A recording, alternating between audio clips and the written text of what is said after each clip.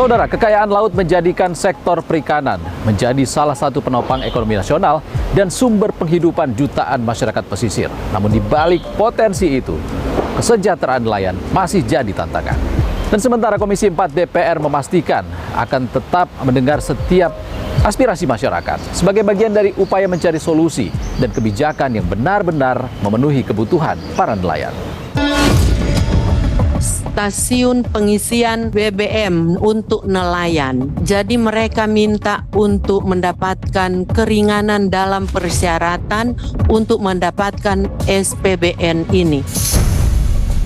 Karena kenyataannya bahwa sampai sekarang ini kemiskinan di nelayan sangat tinggi ya, karena masalah juga misalkan bahan bakar perlu disubsidi karena nelayan-nelayan ini kadang-kadang belum tentu tiap hari dapat ikan tapi harus membayar namanya bahan bakar solar dan seterusnya. Kalau harga non subsidi itu antara 21.000 di Jawa dan 30.000 di wilayah timur seperti Papua. Jadi sangat membantu ya dengan 15.000 karena 2 bulan lalu saya menyaksikan sendiri sudah 3 bulan nelayan dengan kapal besar itu tidak melaut karena kalau melaut merugi gitu ya. Bayangin aja kita penghasilannya tidak menentu, harus beli BBM, dibebani BBM industri seperti itu. Mau tidak mau harus beli, kadang ngutang. Kadang-kadang kita harus ngutang. Karena semakin tahun kan usia itu kan dia bisa menjadi rapuh seperti itu. Ukurannya sederhana. Kalau nelayan sejahtera, itu artinya kebijakan kita berhasil.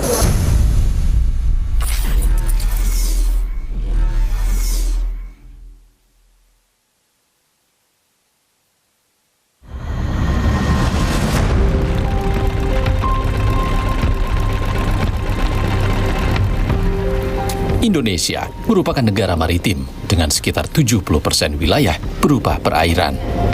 Kekayaan laut menjadikan sektor perikanan sebagai salah satu penopang perekonomian nasional, sekaligus sumber penghidupan bagi jutaan masyarakat pesisir. Namun, di balik besarnya potensi tersebut, masih tersimpan ironi. Data Badan Pusat Statistik mencatat, pada 2025, sekitar 3,9 juta jiwa atau 17,74% masyarakat pesisir masih berada dalam kategori miskin ekstrim. Kondisi ini memunculkan pertanyaan, mengapa kesejahteraan nelayan belum sepenuhnya terwujud? Di tengah tantangan itu, pemerintah menegaskan komitmennya untuk mendengar setiap aspirasi masyarakat sebagai bagian dari upaya mencari solusi dan memastikan kebijakan benar-benar menjawab kebutuhan nelayan. Kita harus berani menghadapi kesulitan, berani mengakui kesulitan, dan kerja keras mencari solusi terhadap kesulitan. Jangankan usul dari profesor, usul dari anak di desa yang sampai langsung ke saya segera tidak lanjut, saudara. Berangkat dari komitmen tersebut, anggota Komisi 4 DPR RI menelusuri kampung nelayan Banyutowo di Kabupaten Pati, Jawa Tengah, salah satu sentra perikanan yang menjadi tumpuan hidup masyarakat pesisir.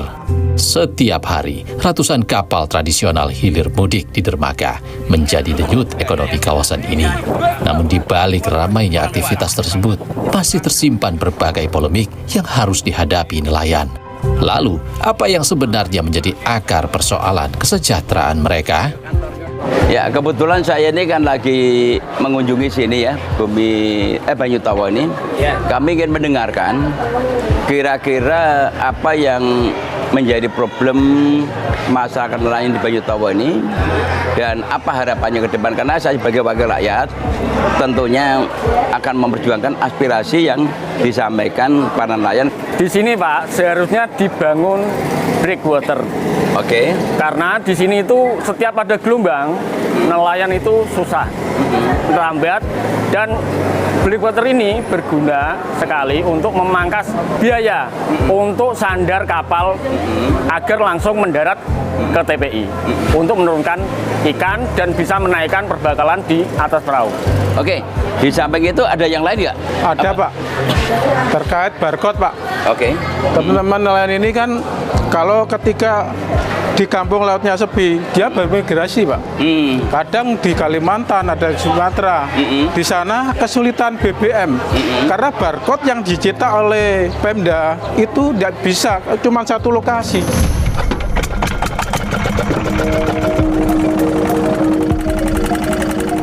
Keluhan yang disampaikan nelayan menunjukkan bahwa persoalan yang mereka hadapi tidak hanya berkaitan dengan hasil tangkapan. Aktivitas melaut juga dihadapkan pada berbagai hambatan yang memengaruhi biaya operasional maupun produktivitas nelayan. Salah satu persoalan yang paling banyak dikeluhkan adalah akses terhadap bahan bakar bersubsidi. Di Banyutowo, pembelian solar subsidi masih menggunakan sistem barcode yang hanya dapat diakses di lokasi tertentu. Padahal, dalam satu kali pelayaran, nelayan dapat berpindah hingga ke perairan Jepara, Jawa Barat, Sumatera, bahkan Kalimantan. Ketika akses tersebut tidak dapat digunakan, nelayan terpaksa membeli solar non-subsidi dengan harga yang jauh lebih tinggi.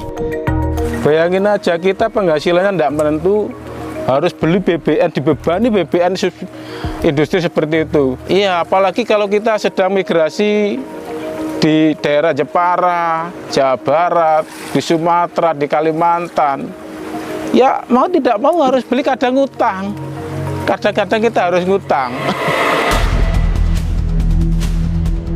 Persoalan tidak berhenti pada distribusi bahan bakar. Nelayan juga menghadapi kondisi alat produksi yang terus menurun akibat usia pemakaian. Kerusakan mesin kapal maupun alat tangkap menjadi risiko yang harus ditanggung sendiri agar aktivitas melaut tetap dapat berlangsung. Nah, terkait dengan mesin rusak, ya kita kan juga belajar juga sing iso ndandani sing lebih mudah. Nah, biasanya yang jaring yang di dasar itu kan misalnya di bawah ada kapal juru karam, kena jangkar yang putus, misalnya buat kapal putus kan jadi bisa menjadi gantol nenggone apa itu jaring, nanti bisa rusak. Juga usia juga mempengaruhi juga karena semakin tahun kan usia itu kan dia bisa menjadi rapuh seperti itu. Berbagai persoalan yang dihadapi nelayan Banyutowo turut menjadi perhatian anggota Komisi 4 DPR RI Firman Subagio dan melihat langsung kondisi di lapangan sekaligus mendengarkan aspirasi masyarakat pesisir. Dari sinilah berbagai persoalan yang selama ini dihadapi nelayan mulai terungkap satu persatu. Karena sekarang ini yang terkait BBM ini kan syarat dengan penyimpangan. Nah, penyimpangan ini yang harus dikontrol. Salah satu alat kontrol adalah barcode. Mengenai breakwater penting karena seperti kita lihat itu ada jeti yang udah patah, itu nggak mungkin mereka bisa. Bagi nelayan Banyutowo, tantangan tidak berakhir ketika kapal berhasil kembali dari laut. Saat gelombang tinggi datang, persoalan lain kembali mereka hadapi sebelum hasil tangkapan dapat dibawa ke daratan. Infrastruktur yang seharusnya menjadi pelindung justru belum sepenuhnya tersedia, sehingga setiap perjalanan pulang masih menyimpan risiko dan biaya tambahan. Persoalan tersebut semakin dirasakan ketika cuaca buruk datang. Belum tersedianya breakwater membuat kapal-kapal nelayan berukuran besar tak dapat bersandar langsung di dermaga. Untuk menurunkan hasil tangkapan maupun mengangkut perbekalan, nelayan harus menggunakan sampan dengan biaya tambahan setiap hari. Kondisi ini menambah beban operasional yang harus ditanggung masyarakat pesisir. Ketika cuacanya buruk, kalau tidak ada breakwater, perahunya banyak yang rusak. Perahunya itu. Nah, biaya sampan di sini sekitar 100-200-an. Itu per hari loh. Ngangkut ikan, ngangkut perbekalan, ngangkut ABK-nya. Itu sangat mahal, Pak. Di sini problemnya adalah kalau mereka itu mau mendarat, itu seperti pesawat terbang, cari angin. Jadi angin yang kira-kira tidak ada di sini, ombaknya tidak besar, dia nyari. Nah, TPI-nya di sini kadang-kadang teman-teman itu, nelayan itu ada yang mendaratnya di Selembung. Nah, Selembung jaraknya cukup jauh. Dia harus bongkar di sana menggunakan kendaraan di sini. Ini semua serba kos yang cukup memberatkan daripada nelayan kita.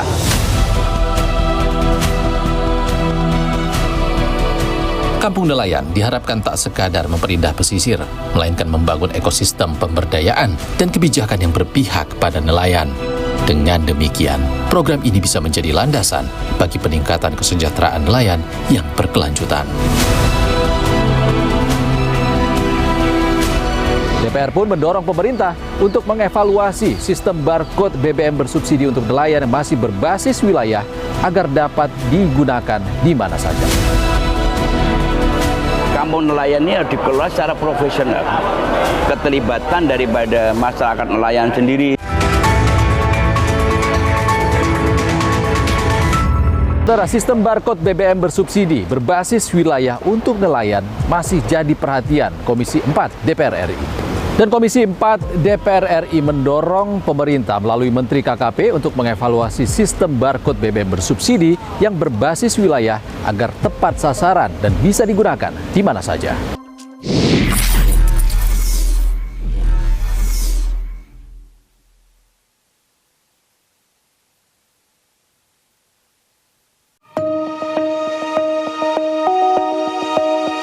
Perjuangan nelayan tidak berakhir ketika kapal kembali bersandar di dermaga setelah berhari-hari melaut.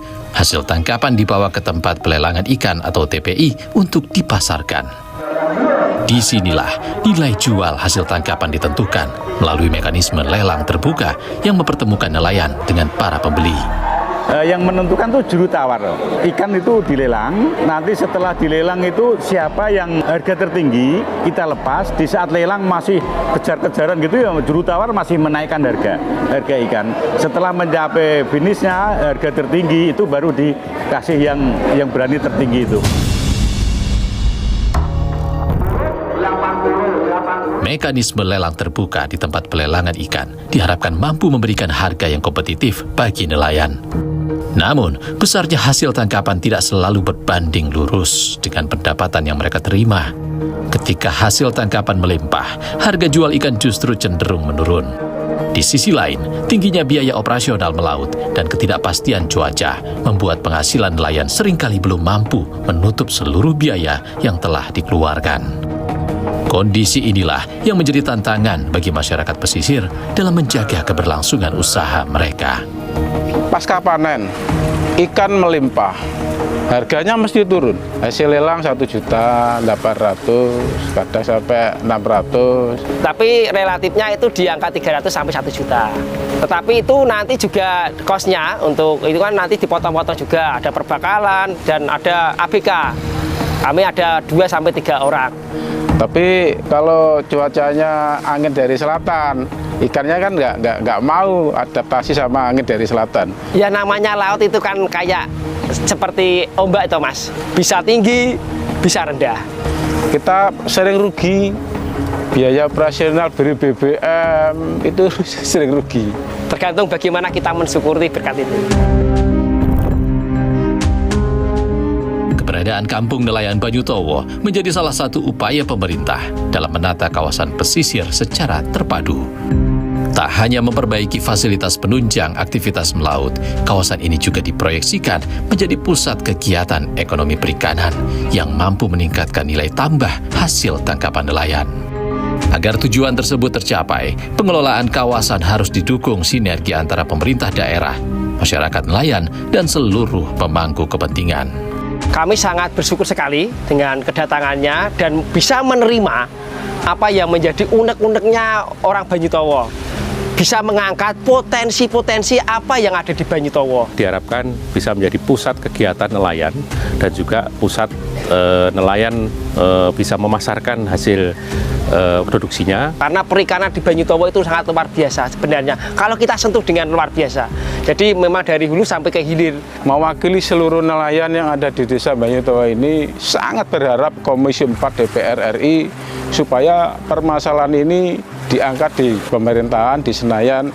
Supaya harapan kami bisa mengangkat, mendorong ekonomi di desa Banyutowo itu lebih maju, lebih luar biasa, dapat dikenal di Nusantara.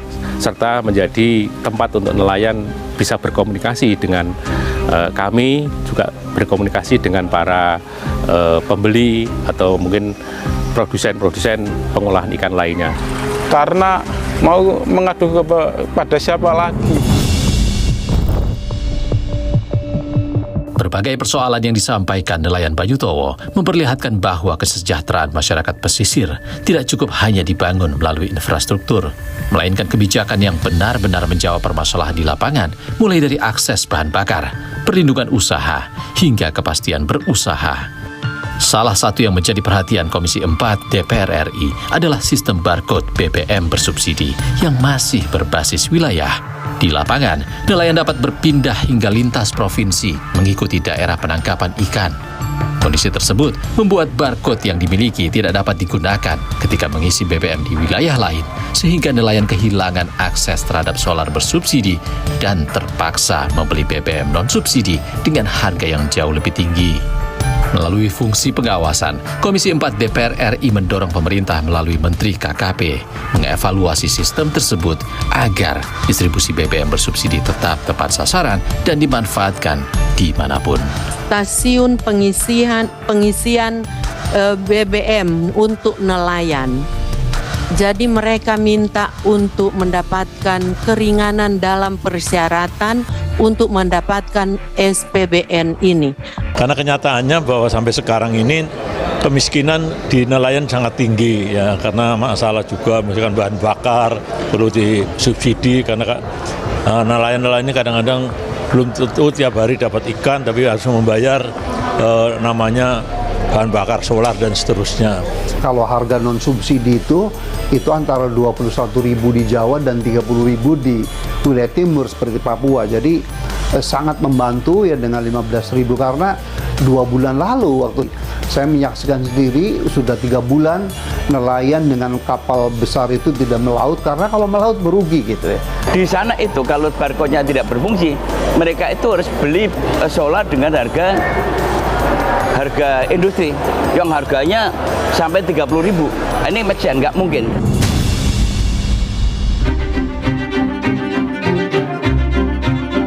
DPR RI juga menilai program kampung nelayan harus menjadi lebih dari sekadar pembangunan fisik.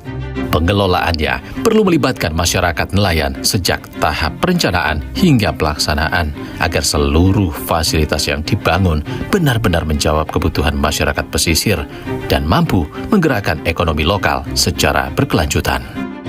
Ukurannya sederhana. Kalau nelayan sejahtera, itu artinya kebijakan kita berhasil. Tapi kalau nelayan masih ada keluh kesah, berarti kebijakan kita belum hasil. Oleh karena itu perlu adanya evaluasi. Insya Allah kalau ini didengarkan oleh pemerintah, saya yakin bahwa akan didengarkan dan itu akan diperbaiki. Komitmen negara terhadap perlindungan nelayan juga diperkuat melalui Peraturan Presiden Nomor 25 Tahun 2026 tentang pengesahan Konvensi ILO Nomor 188 yang menegaskan standar kerja layak dan perlindungan bagi nelayan. Namun di lapangan, implementasi kebijakan membutuhkan pengawasan agar manfaatnya benar-benar dirasakan masyarakat. Kampung nelayan ini harus dikelola secara profesional. Keterlibatan daripada masyarakat nelayan sendiri, sehingga peran fungsi dari kampung nelayan sesuai dengan apa Bapak Presiden, bahwa desa nelayan menjadi salah satu penguatan terhadap potensi ekonomi di desa itu akan terbangun dengan mekanisme kebersamaan, keterbukaan, transparansi, dan kemudian menguntungkan kepada para pihak, termasuk juga nelayan itu sendiri. Pemerintah bersama DPR tentunya bisa atau mampu membuat sebuah regulasi yang mendukung terhadap kearifan lokal ini.